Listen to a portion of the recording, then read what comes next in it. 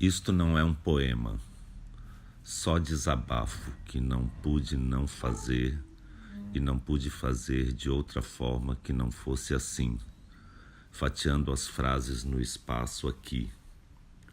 Hoje eu vi aterrorizado um artista assassinado, Modo Katendê, mestre de capoeira, autor do Badauê, por conta de uma divergência política num bar da Bahia. Depois corri o dedo sobre a tela e vi e ouvi arrepiado Luiz Melodia, também negro e compositor, também com o cabelo rastafari como a vítima do post anterior, cantando No Coração do Brasil e repetindo muitas vezes esse refrão, no coração do Brasil, no coração do Brasil que tento sentir pulsar ainda, entre a luz de Luiz e a treva desse buraco vazio que não pulsa mais no peito de Modo Katendê. E não existe amor em SP ou no coração do Brasil, fraturado nesses dias brutos de coturnos chucros a chutar a cara de quem ama arte, cultura, educação, liberdade de expressão, diversidade, cidadania, solidariedade, democracia. Mas não se dá a mínima. O que importa é se subiu a bolsa, caiu o dólar, se todos vão prosseguir seguindo docilmente para o abismo, nessa insanidade coletiva em que o Brasil nega qualquer Brasil possível, cega qualquer futuro possível, e o ódio, o horror e o ódio e nada que se diga faz sentido mais. Para que expor na cara desses caras a palavra explícita, gravada em vídeo e repetida, do seu mito dizendo: eu apoio a tortura, eu defendo a ditadura, eu vou fechar o Congresso, não servem nem para procriar. Não te estupro porque você não merece. A gente vai varrer esses vagabundos daqui. O erro foi torturar e não matar. Viadinho tem que apanhar, etc, e tudo mais que repete incansavelmente há anos ante câmeras e microfones. Para que mostrar de novo e de novo o mesmo nojo, se é justamente por isso que o idolatram? E sempre haverá os que vêm disfarçar, dizendo: estamos entre dois extremos. Sim, mas veja a Venezuela. É para acabar com a corrupção. Nós queremos segurança, ou não é bem assim. Enquanto constatamos cada vez mais que sim, é assim mesmo, é assim que é. Mas como li por aí, como explicar a Lei Rouanet para quem ainda não assimilou a Lei Áurea? Ou como explicar a Lei da Gravidade para quem ainda crê que a Terra é plana? E querem defender sua ignorância com dentes e garras.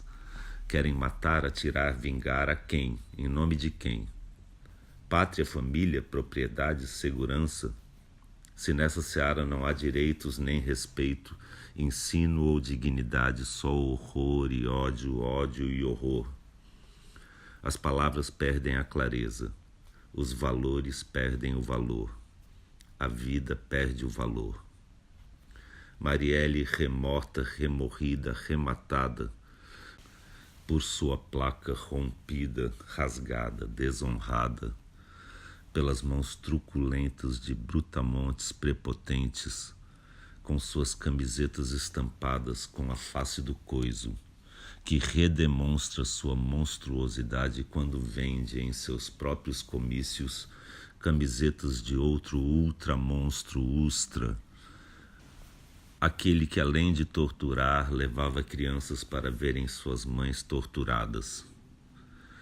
E esses mesmos abomináveis que, diante de uma claque vergonhosa, se orgulham de terem rasgado as placas com o nome Marielle Franco, estão, sim, agora eleitos, satisfeitos, mas não saciados de todo o sangue de inocentes que há de correr só por serem diferentes, excitando em outros o desejo de exercer seu obscuro poder de milícia, polícia, esquadrão da morte, e o anúncio da rocinha metralhada como solução, a barbaridade finalmente institucionalizada como diversão, o Brasil finalmente sem coração.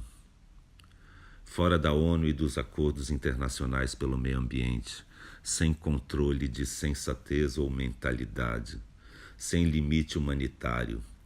Não vai ter ONG, não vai ter ativismo, não vai ter mimimi.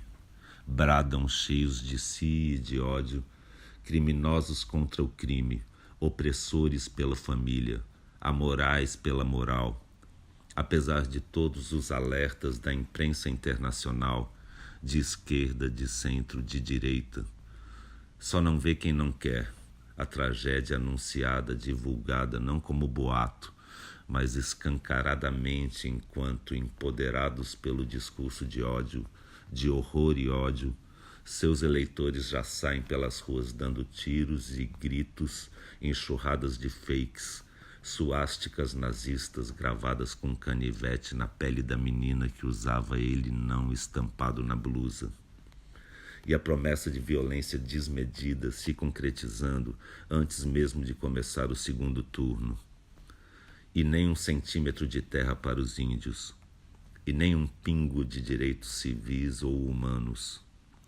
E a volta da censura e o ódio, o horror e o ódio, para encerrar de vez o sonho de uma nação que tem a chance de dar ao mundo sua contribuição original, agora fadada a repetir o que de pior já houve na história. Sem história agora, sem Museu Nacional, nem cultura, nem educação, abolir filosofia e arte. Em seu lugar, moral e cívica, escola militar, religião, geografia dos lucros e dividendos, massacre das minorias, horror e ódio e horror crescente, permanente enquanto dure. Pois ninguém larga o osso assim tão fácil depois de um golpe, que precisa parir outro golpe ou autogolpe alimentado por todas as fakes e facas contra as costas de artistas como Moa. Mas na cabeça de quem apoia tudo se justifica.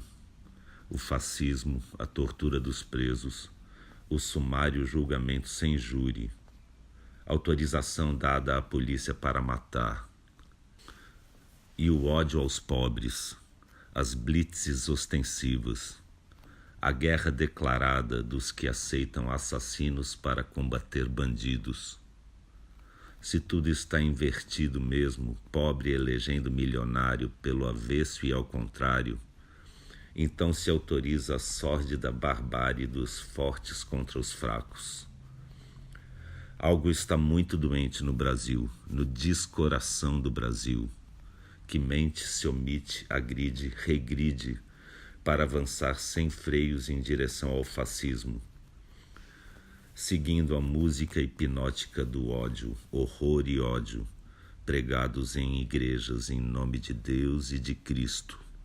Só desamor em nome de Cristo, violência e brutalidade em nome de Cristo, armas e tortura e preconceito em nome de Cristo, de Deus e de Cristo.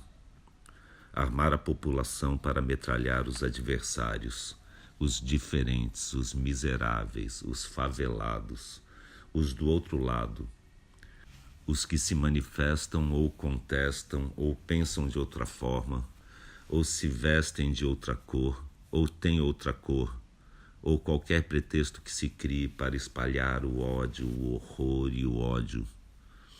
Do machismo ao estupro, da mentira ao linchamento, do homicídio ao genocídio. Tinha que ter matado pelo menos 30 mil. Já sem democracia, palavra vazia em boca de quem compactua, e não são poucos, pensando ser possível alguma forma de neutralidade nesse momento. Como Pilatos lavando as mãos, a chamada mídia tenta fazer média, ao dizer que os dois lados são igualmente extremistas e perigosos. Mas então onde estavam nos últimos 3 mandatos e meio, antes do pesadelo Temer? Estavam numa ditadura comunista e não sabiam? Na verdade, todos sabem muito bem que o extremismo vem de um só lado, que quer se eleger para acabar com eleições. E que o grande perigo é mesmo esse jogo de equivalências que, na verdade, serve ao monstro. Pois a omissão é missão impossível neste agora. Impossível mascarar o sol da ameaça hostil e explícita do nazismo crescente com a peneira furada de um bom senso mediano, hipócrita e indiferente, que sempre vai dizer sim, mas a Venezuela, como se não tivéssemos ouvido exatamente isso em 64, quando diziam sim, mas Cuba, para justificar a ditadura militar que tanto elogiam hoje em dia e que o atual presidente do nosso Supremo Tribunal Federal decidiu que agora vai chamar de movimento em vez de golpe militar, para adoçar um pouco a boca amarga do sangue impregnado, que não vai sumir assim mudando a nomenclatura, desnomeando a já tão dita ditadura. Mas esse desequilíbrio ético que diz preferir uma autocracia perfeita a uma defeituosa democracia, esse erro que nenhum arrependimento será capaz de reparar quando for tarde demais, ainda dá para evitar. Ainda é tarde de menos para conter o ódio, o horror e o ódio. Ainda dá.